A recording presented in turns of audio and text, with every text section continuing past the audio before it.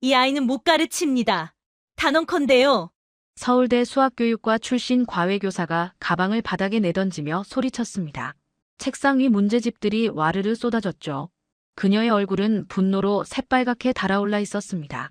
회장님, 돈으로 다 되는 줄 아십니까? 이 세상엔 돈으로 안 되는 게 있어요.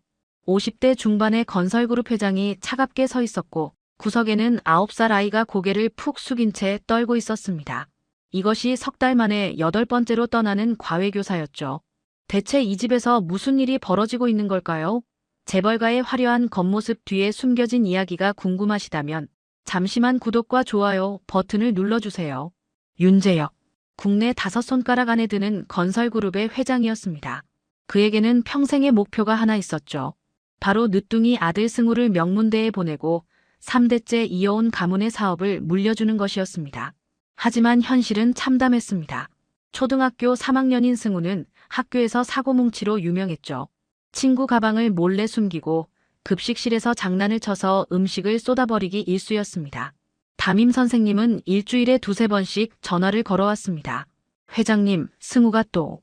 성적은 더 심각했습니다. 매번 시험을 보면 20점대, 잘 나와야 30점이었죠. 반에서 꼴찌는 기본이었고 학부모 상담 때마다 재혁은 고개를 들 수가 없었습니다. 그래서 재혁은 비싼 돈을 주고 명문대 출신 과외교사들을 고용했습니다.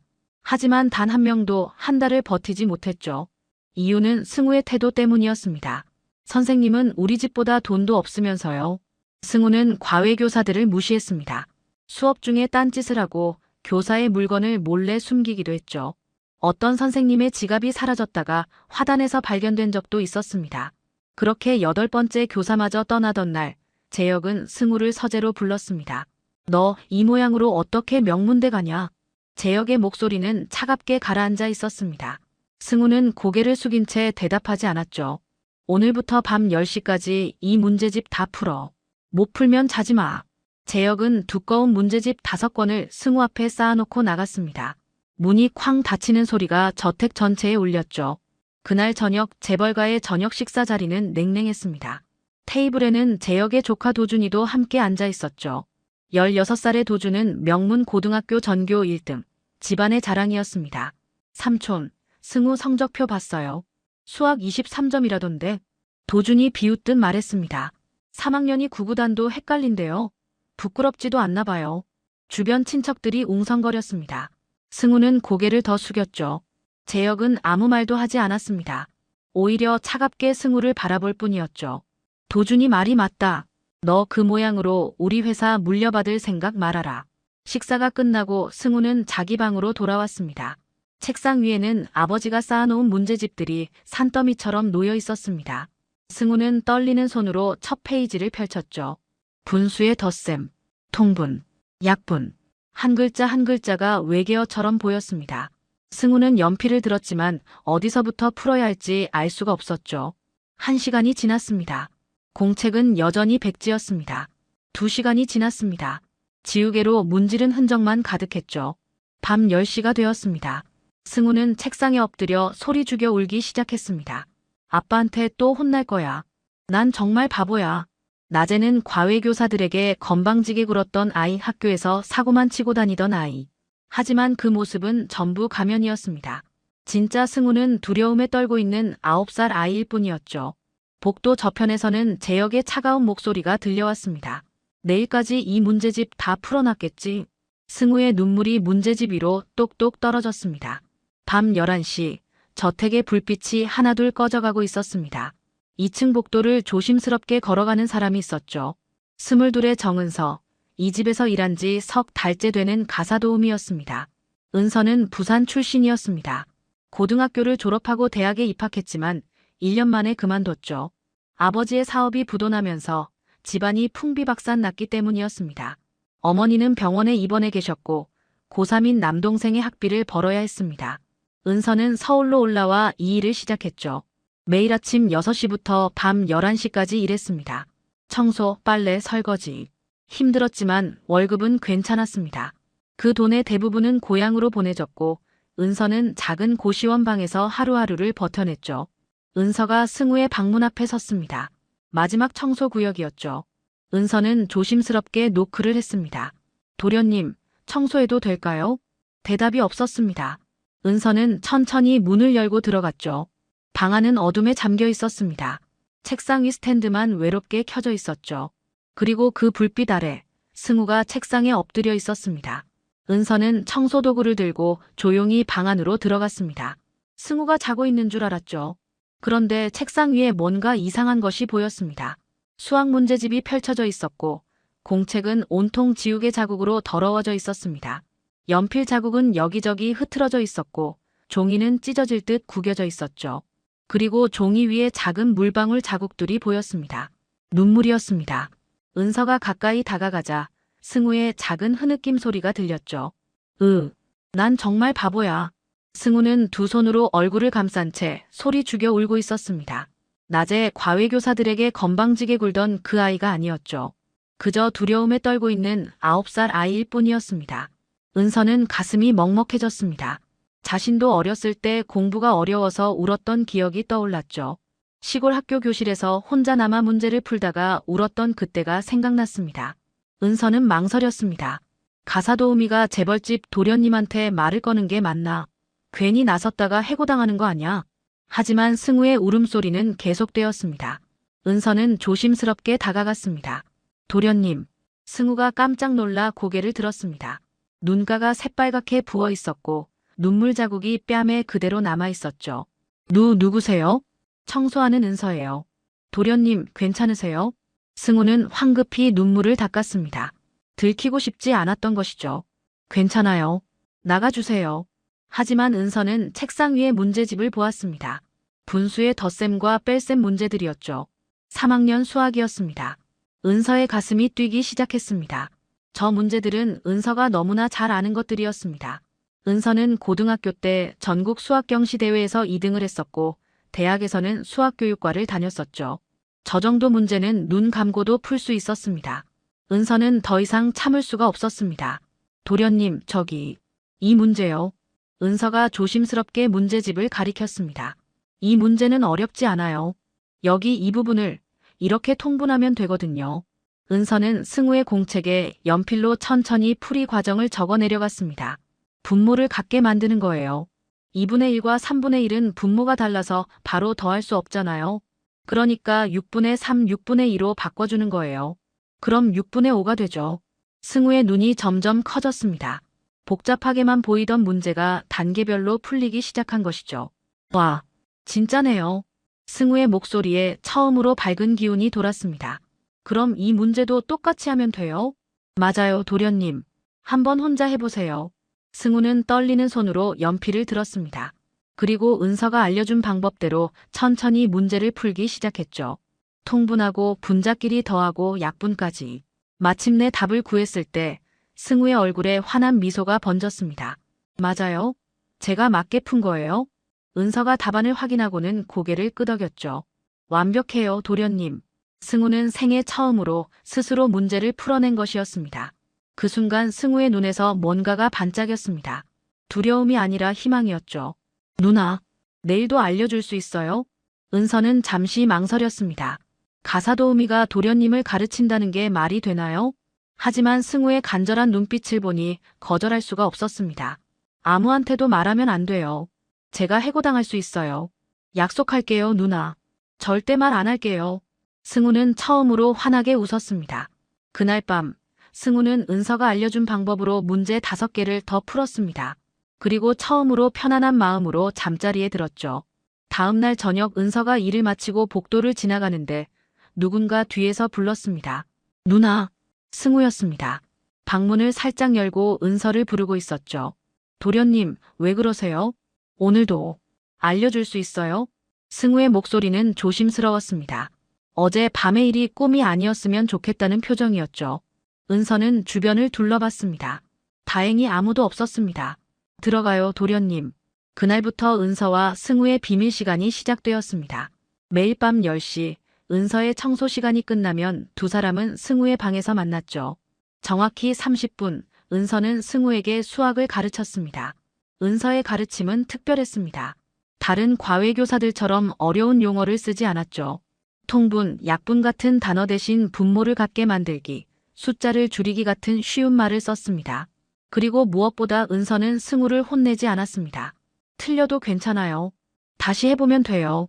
여기까지는 잘했어요. 이 부분만 고치면 완벽해요. 은서의 말 한마디 한마디가 승우에게는 약이 되었죠. 일주일이 지났습니다. 승우는 매일 밤 은서를 기다렸습니다. 학교에서 돌아오면 제일 먼저 숙제를 펼쳤죠. 예전에는 쳐다보기도 싫던 문제집이었는데 이제는 달랐습니다. 이건 누나가 알려준 방법으로 풀면 되고 저건 어제 배운 거니까. 승우는 스스로 문제를 풀기 시작했습니다. 처음에는 5문제 중 2개만 맞았습니다. 하지만 사흘 후에는 5개 중 4개를 맞췄죠. 일주일 후에는 10문제를 다 맞췄습니다. 그리고 가장 놀라운 변화가 찾아왔습니다. 학교에서였습니다. 수학 시간, 선생님이 칠판에 문제를 냈습니다. 6분의 5 더하기 9분의 2는 교실이 조용해졌습니다. 아무도 손을 들지 않았죠. 그때 승우가 천천히 손을 들었습니다. 담임 선생님은 눈을 의심했습니다. 평소 수업 시간에 딴짓만 하던 승우가 손을 든 것이죠. 승우야, 내가. 네, 선생님. 먼저 통분을 해야 해요. 6과 9의 최소 공배수는 18이니까.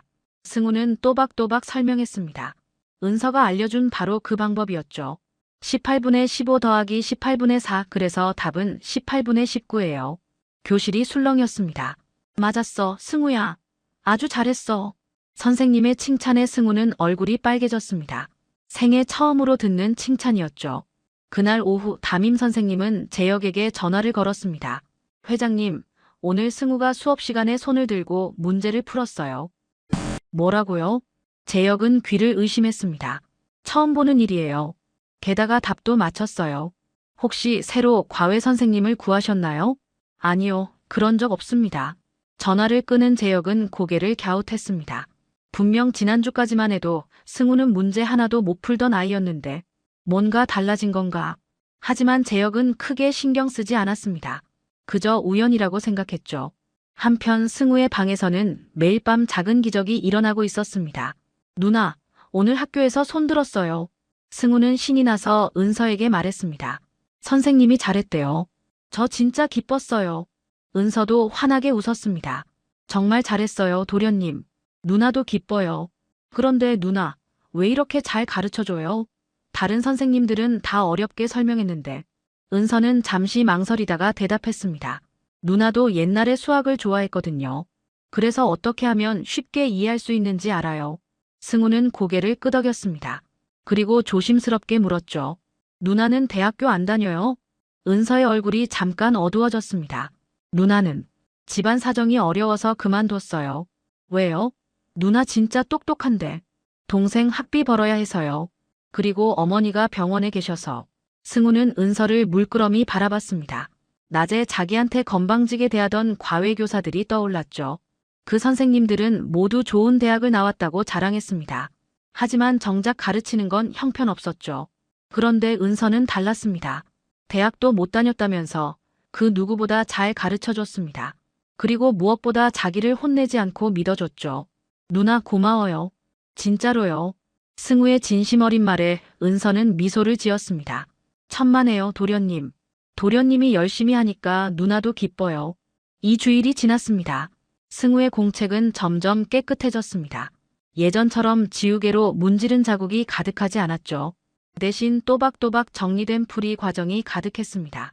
그리고 3주째 되던 날, 학교에서 쪽지 시험이 있었습니다. 승우는 시험지를 받아들고 긴장했습니다. 하지만 문제를 보는 순간 입가에 미소가 번졌죠. 이거 전부 누나가 알려준 거잖아. 승우는 은서가 가르쳐준 방법을 하나하나 떠올리며 문제를 풀어나갔습니다. 시험이 끝나고 일주일 후 시험지가 돌아왔습니다. 승우는 시험지를 보는 순간 눈을 의심했죠. 78점. 평생 20점대를 맴돌던 승우가 70점대를 받은 것이었습니다. 담임 선생님도 믿을 수 없다는 표정이었죠. 승우야, 혹시 컨닝한 거 아니지? 아니에요, 선생님. 제가 진짜 풀었어요. 승우는 억울해서 소리쳤습니다. 그날 저녁 승우는 시험지를 품에 안고 집으로 돌아왔습니다. 생애 처음으로 자랑스러운 성적표였죠. 빨리 누나한테 보여드려야지. 승우는 밤 10시가 오기만을 손꼽아 기다렸습니다. 그날 밤 10시, 은서가 승우의 방문을 열었을 때 승우는 이미 책상 앞에 앉아 기다리고 있었습니다. 누나, 봐봐요, 이거. 승우는 시험지를 펄럭이며 은서에게 달려왔습니다. 78점이라고 적힌 빨간 숫자가 선명했죠. 도련님, 정말 대단해요. 은서는 승우의 머리를 쓰다듬어 줬습니다. 승우의 얼굴은 기쁨으로 환하게 빛나고 있었죠. 전부 누나가 알려준 방법으로 풀었어요. 진짜 쉬웠어요. 도련님이 열심히 했기 때문이에요. 누나는 조금 도와줬을 뿐이에요. 하지만 승우는 고개를 저었습니다. 아니에요. 누나 아니었으면 저 아직도 20점이었을 거예요. 그 순간 복도에서 발소리가 들렸습니다. 재혁이었습니다. 은서와 승우는 깜짝 놀라 서로를 바라봤죠. 은서는 황급히 청소도구를 집어들었고 승우는 시험지를 책상 위에 올려놨습니다. 똑똑. 재혁이 문을 두드렸습니다. 들어가도 되겠니? 네, 아빠. 재혁이 문을 열고 들어왔습니다. 은서는 고개를 숙이고 구석에 서 있었죠. 담임 선생님한테 전화 왔더라. 내가 시험을 잘 봤다고. 재혁의 목소리는 여전히 차갑게 가라앉아 있었습니다. 믿지 못하겠다는 투였죠. 네, 아빠. 여기요. 승우가 조심스럽게 시험지를 내밀었습니다. 재혁은 시험지를 받아들고 한참을 들여다봤습니다. 78점. 분명 승우의 이름이 적혀 있었죠. 컨닝한 거 아니지? 아니에요. 제가 진짜 풀었어요. 승우는 억울해서 소리쳤습니다. 재혁은 의심스러운 눈으로 승우를 바라봤죠. 그럼 여기 이 문제 풀어봐라. 재혁은 책상 위 문제집을 펼쳤습니다. 분수의 곱셈 문제였죠. 승우는 연필을 들고 천천히 문제를 풀기 시작했습니다. 은서가 알려준 방법 그대로였습니다. 분자끼리 곱하고 분모끼리 곱해요. 그래서 15분의 4예요. 재혁은 답안지를 확인했습니다. 정답이었습니다. 또 풀어봐. 재혁은 더 어려운 문제를 냈습니다. 승우는 그것도 풀어냈죠. 재혁의 표정이 조금씩 풀렸습니다. 믿기지 않았지만 분명 승우가 직접 푼 것이었습니다. 대체 누가 가르쳤냐? 재혁의 질문에 승우는 잠시 망설였습니다. 은서와의 약속이 떠올랐죠. 하지만 아버지의 추궁하는 눈빛을 피할 수 없었습니다. 저기, 은서 누나가요. 재혁의 시선이 구석에 서 있던 은서에게로 향했습니다. 은서는 온몸이 얼어붙었습니다. 해고당하는 건가 싶었죠. 가사도우미가 내 아들을 가르쳤다고. 재혁의 목소리는 차가웠습니다.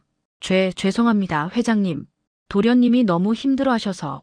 아빠, 누나 잘못 없어요. 제가 부탁한 거예요.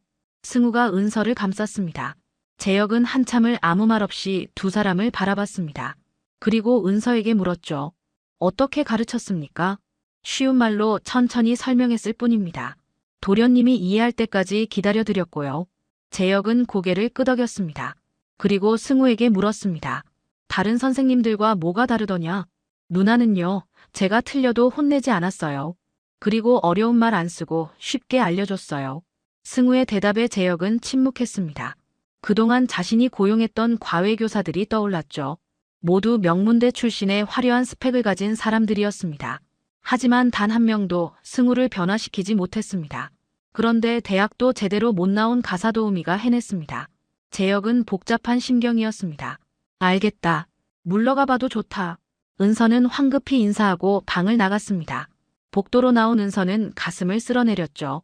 당장 해고 통보가 떨어질 줄 알았는데 다행이었습니다. 하지만 은서는 몰랐습니다. 재혁이 지금 무슨 생각을 하고 있는지. 방 안에 남은 재혁은 승우를 바라봤습니다. 승우야, 그 선생님한테 계속 배우고 싶으냐? 승우는 망설임 없이 고개를 끄덕였습니다. 네, 아빠. 누나 선생님이 최고예요. 재혁은 창밖을 바라봤습니다. 수천억 원을 들여 최고의 과외교사들을 고용했지만 실패했습니다.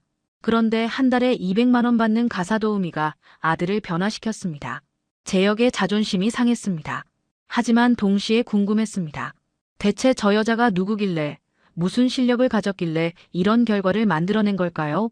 다음 날 아침, 재혁은 비서를 불렀습니다. 정은서라는 직원, 신상 정보 좀 알아봐라. 상세하게. 네, 회장님. 1시간 후 재혁의 책상 위에 두꺼운 서류철이 놓였습니다. 재혁은 천천히 파일을 열었습니다. 첫 페이지에는 은서의 고등학교 생활기록부가 있었죠. 3년 내내 전교 1등, 전국 모의고사 상위 1%, 전국 수학경시대회 2등. 재혁의 눈이 커졌습니다. 다음 페이지를 넘겼습니다. 대학 합격 통지서가 있었습니다. 서울의 명문대 수학교육과 전액 장학생이었죠. 하지만 1년 만에 중퇴 처리가 되어 있었습니다. 이후 가정 형편 악화. 재혁은 계속해서 서류를 넘겼습니다. 그리고 한 장의 문서에서 손이 멈췄습니다. 3년 전 자신의 회사가 운영하는 장학재단 지원서였습니다. 지원자 이름 정은서. 결과 탈락. 탈락 사유 부모 배경 불분명.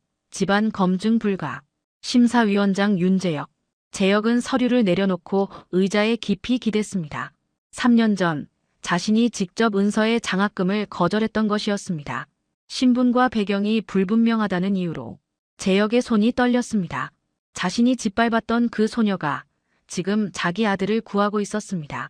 재혁은 창밖을 바라보며 중얼거렸습니다. 내가 무슨 짓을 한 거지? 그날 밤 재혁은 잠을 이룰 수 없었습니다. 자신이 평생 돈과 권력으로 사람을 판단해왔다는 사실이 부끄러웠습니다. 그리고 지금 자기 집에서 가사도우미로 일하고 있는 그 소녀가 자신보다 훨씬 큰 사람이라는 것을 깨달았죠. 3일이 지났습니다. 은서는 평소처럼 일을 하고 있었습니다. 하지만 마음 한구석이 불안했죠. 회장님이 자신을 이상하게 쳐다보는 것 같았습니다.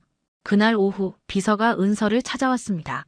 정은서 씨, 회장님께서 찾으십니다. 은서의 가슴이 철렁 내려앉았습니다. 드디어 해고당하는 건가? 은서는 떨리는 다리로 회장실로 향했습니다. 거대한 문 앞에서 한참을 서성이다가 용기를 내어 노크했죠. 들어오세요. 재혁의 목소리는 낮고 차가웠습니다. 은서가 문을 열고 들어가자 재혁은 거대한 책상 뒤에 앉아 있었습니다. 그의 앞에는 두꺼운 서류철이 놓여 있었죠. 앉으십시오. 재혁이 소파를 가리켰습니다. 은서는 조심스럽게 소파 끝에 걸터 앉았습니다. 재혁은 한참 동안 은서를 바라봤습니다. 그리고 입을 열었죠. 가사도우미가 감히 내 아들을 가르쳤습니까? 은서는 고개를 숙였습니다. 죄송합니다, 회장님. 도련님이 너무 힘들어하셔서. 주제도 모르고. 무슨 자격으로? 재혁의 목소리는 차갑게 가라앉아 있었습니다. 은서는 아무 말도 할 수 없었습니다. 그저 고개를 숙인 채 떨고 있을 뿐이었죠. 당신이 누군지 다 알아봤습니다. 재혁이 서류철을 펼쳤습니다. 전국 수학경시대회 2등. 명문대 수학교육과 전액 장학생. 고등학교 3년 내내 전교 1등. 은서는 고개를 들었습니다. 회장님이 자신의 과거를 다 알고 있다는 것이 믿기지 않았죠.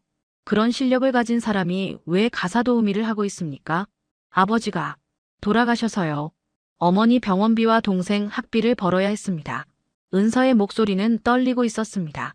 재혁은 고개를 끄덕였습니다. 그리고 다음 서류를 꺼냈죠. 그리고 이것도 발견했습니다.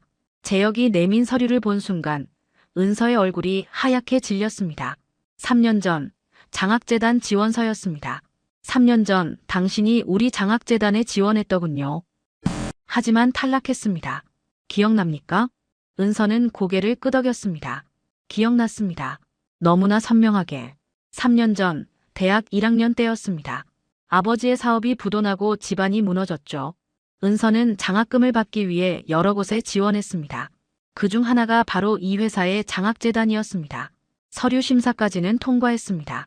하지만 최종 면접에서 떨어졌죠. 탈락 통보를 받은 날, 은서는 혼자 도서관에서 울었습니다. 탈락 사유를 아십니까? 재혁의 질문에 은서는 고개를 저었습니다. 부모 배경이 불분명하다는 이유였습니다.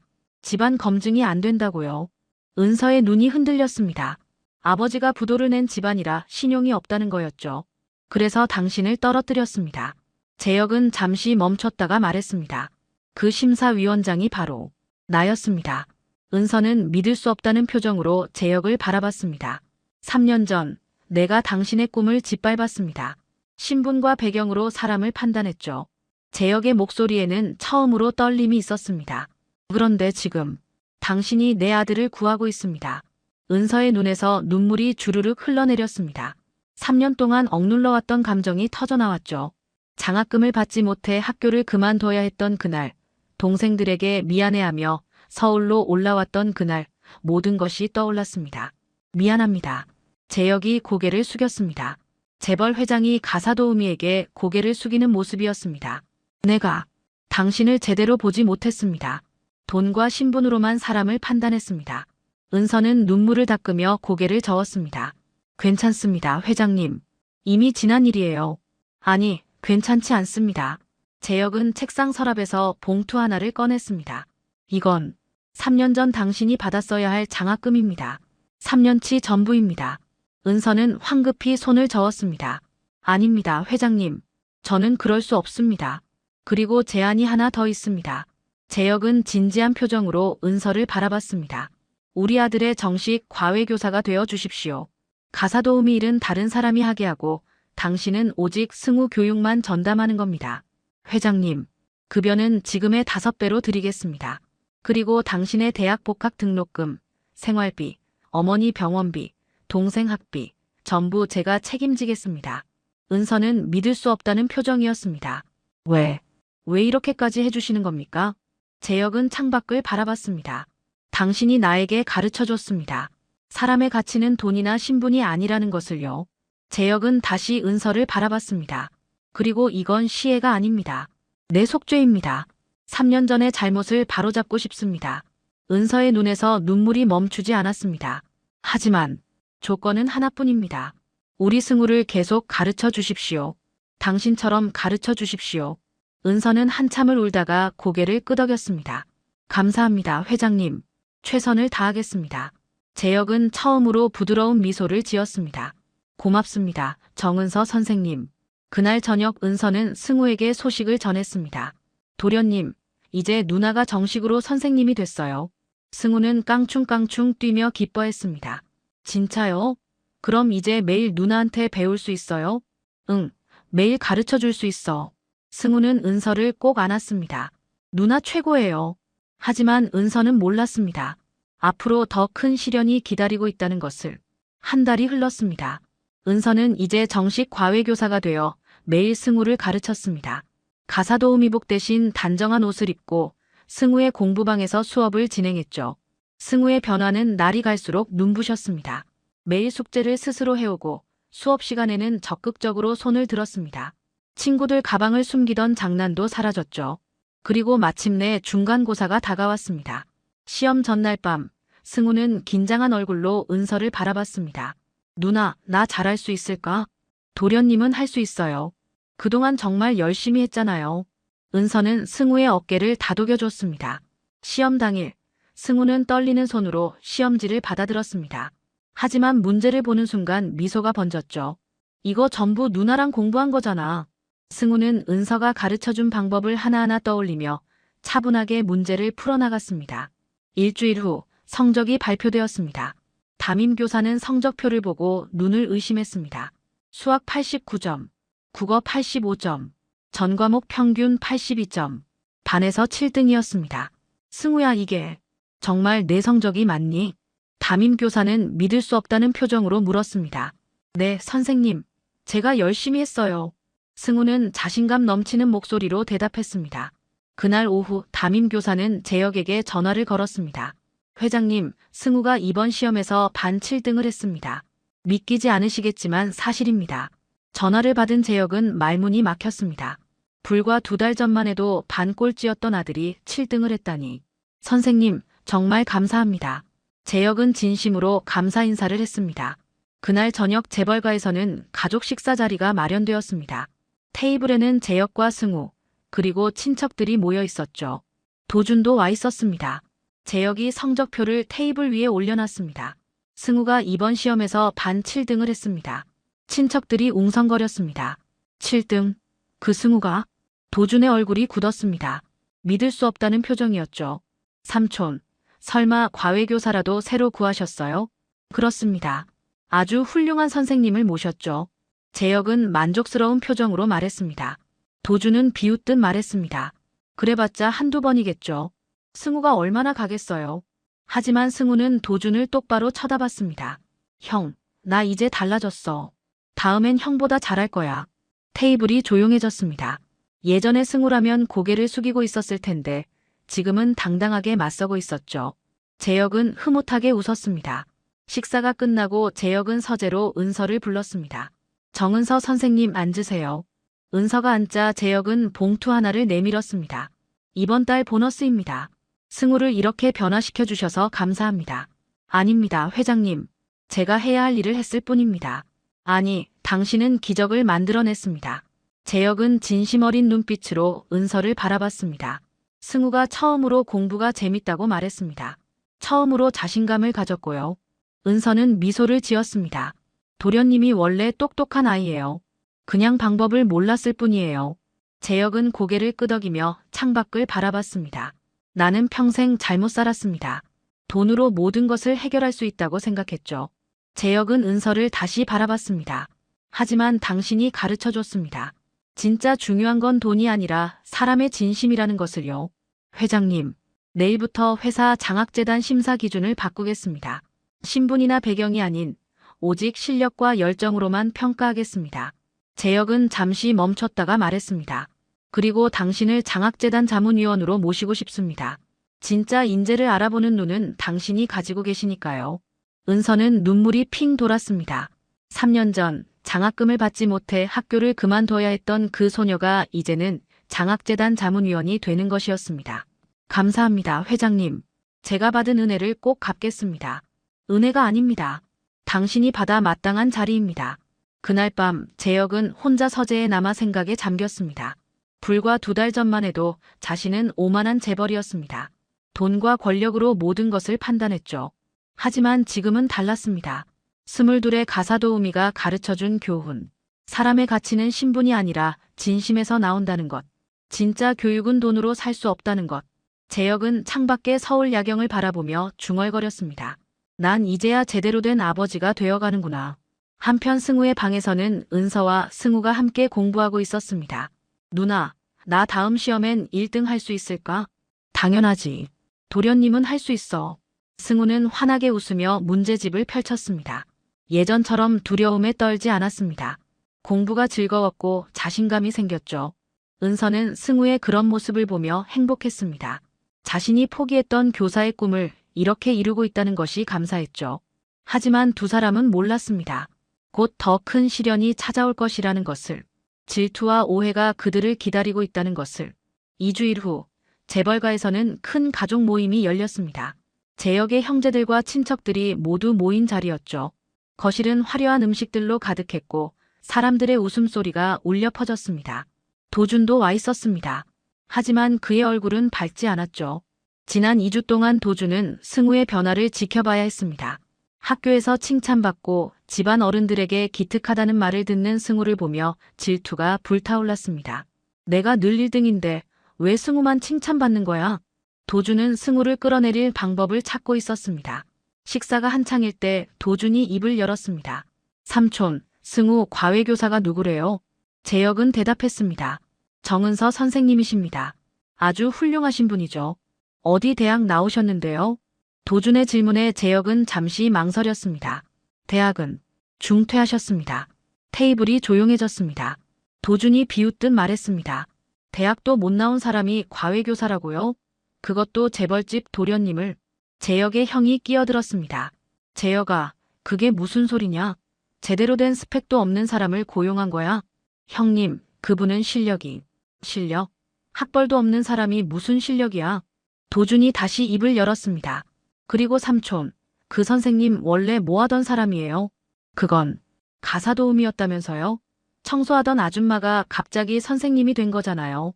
도준의 목소리는 점점 커졌습니다. 혹시 돈에 눈이 먼 거 아니에요? 재벌집 아들 붙잡고 출세하려는 거 아닌가요? 도준아, 그런 말하는 게 아니다. 재혁이 화를 냈지만 이미 늦었습니다. 친척들이 수군거리기 시작했죠. 그러게 말이야. 가사도우미가 갑자기 과외교사. 뭔가 수상한데. 혹시 승우 성적도 조작한 거 아냐? 재혁이가 너무 쉽게 믿는 거 아니야? 재혁의 부인이 끼어들었습니다.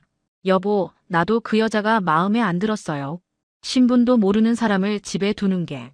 당신까지 왜 그래? 재혁이 소리쳤지만 분위기는 이미 돌이킬 수 없었습니다. 도준이 결정타를 날렸습니다. 삼촌, 그 여자 때문에 우리 집안 망신이에요. 당장 내보내세요. 그날 밤 재혁의 부인은 비서를 불렀습니다. 내일 당장 정은서를 해고하세요. 하지만 회장님께서. 제가 결정했어요. 당장 처리하세요. 다음 날 아침 은서는 비서에게 통보를 받았습니다. 정은서 씨, 오늘로 해고입니다. 짐을 싸서 나가주세요. 은서는 믿을 수 없다는 표정이었습니다. 무슨 말씀이세요? 회장님 부인의 지시입니다. 은서는 다리에 힘이 풀렸습니다. 왜? 내가 뭘 잘못했지? 은서가 짐을 싸고 있을 때 승우가 달려왔습니다. 누나 어디 가요? 도련님, 누나 이제 못 와요. 왜요? 누가 그래요? 승우의 눈에서 눈물이 주르륵 흘러내렸습니다.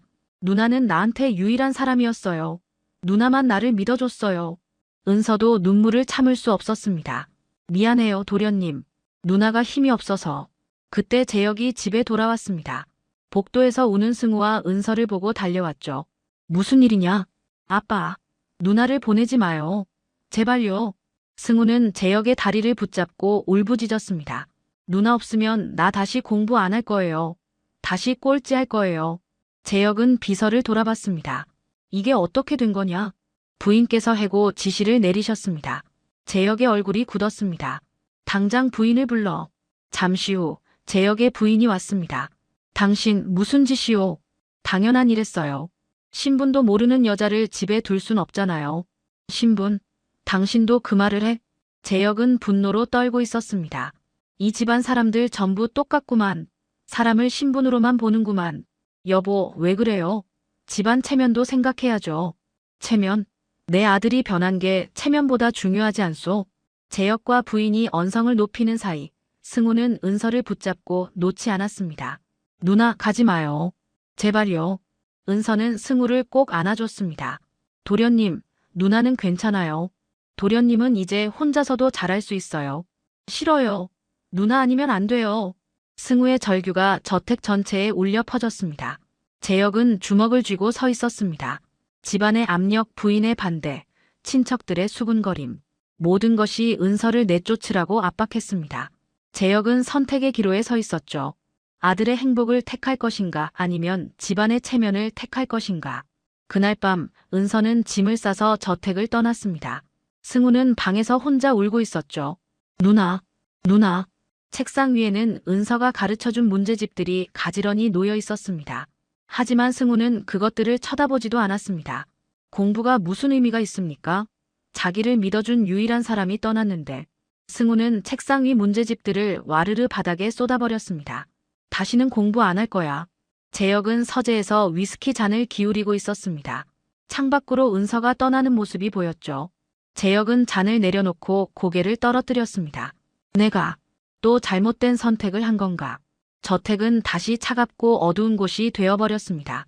승우의 웃음소리도 은서의 따뜻한 목소리도 사라졌죠. 모든 것이 처음으로 돌아간 것 같았습니다. 아니, 더 나빠졌는지도 몰랐습니다. 승우는 이제 아무도 믿지 않게 되었으니까요. 은서가 떠난 지 3일이 지났습니다. 승우는 방에서 나오지 않았습니다. 밥도 먹지 않고 학교도 가지 않았죠. 책상 위 문제집들은 여전히 바닥에 흩어져 있었습니다. 재혁은 승우의 방문 앞에 서서 한숨만 쉬었습니다. 승우야, 문 좀 열어라. 대답이 없었습니다. 재혁은 주먹으로 문을 쾅쾅 쳤습니다. 아빠 말 안 들려? 그제야 승우의 목소리가 들렸습니다.